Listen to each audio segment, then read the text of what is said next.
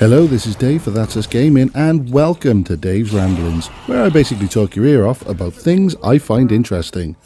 Now, Moral Kombat 11 was released in the UK on April 23rd, and it was a pretty solid game.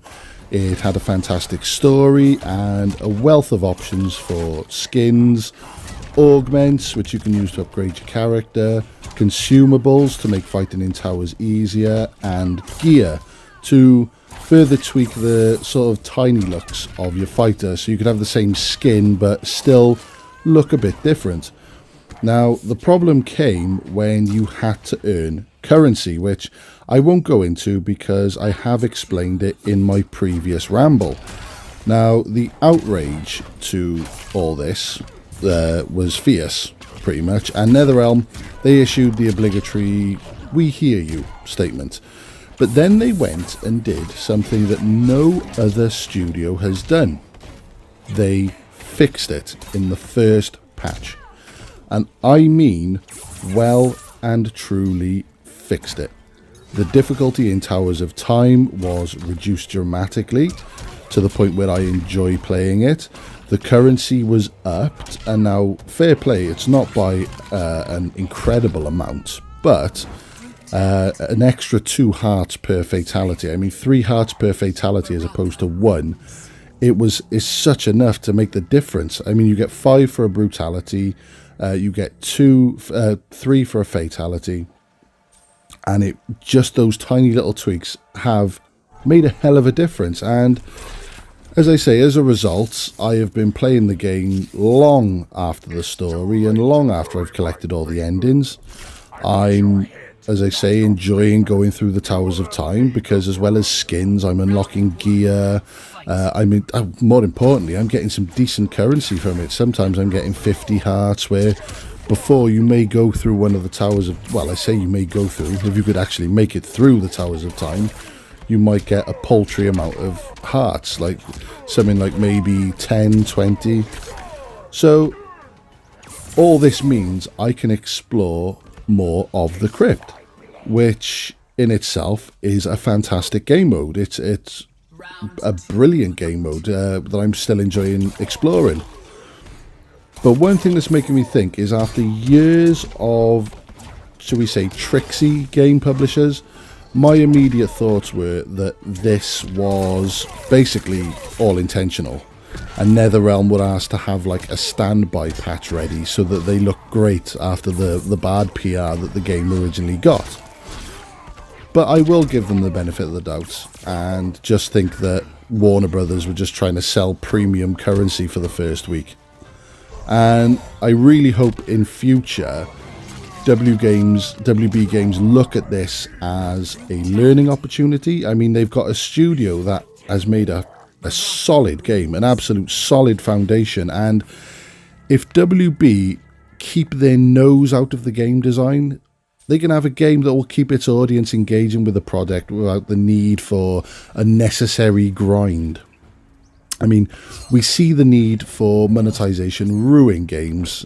Shadow of War was a big one. Same with Battlefront 2. I mean, these games, a lot of people who have played Battlefront 2 now and Shadow of War now say they are actually good games.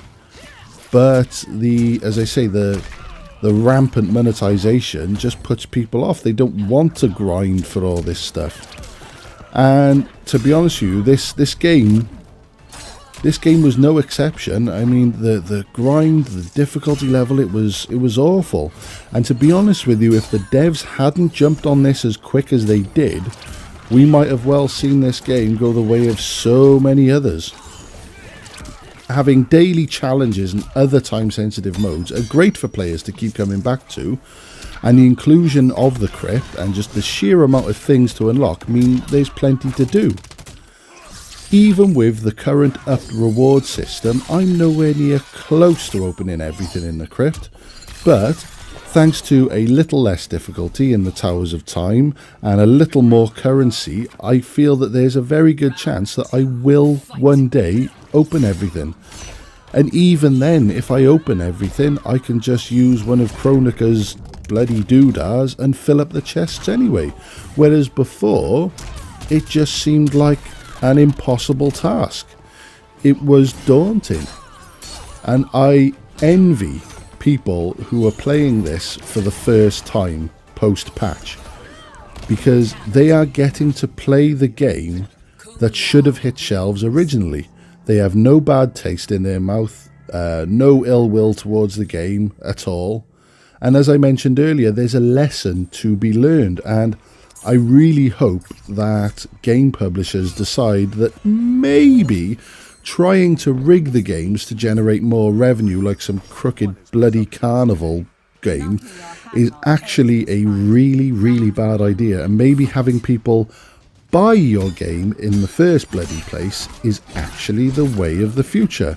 Instead of, here, grind through this, and any problems, we'll patch it later. It's the gaming equivalent of, I'll do it on the night. I would love for developers to ditch the whole patch culture and just release good finished games. But hats off to the guys at NetherRealm.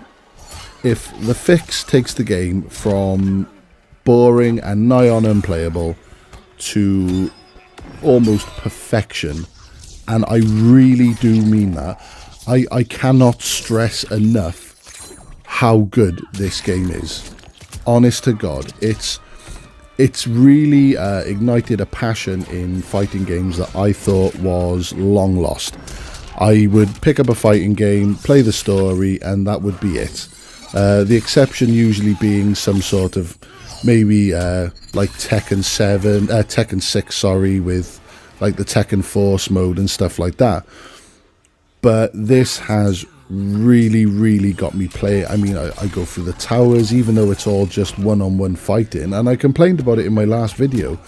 Even though it's just all one-on-one fighting, just making it a little bit challenging, not mental, just a tiny bit challenging, where I think, do you know what, I can beat it, just one more go, I can beat this.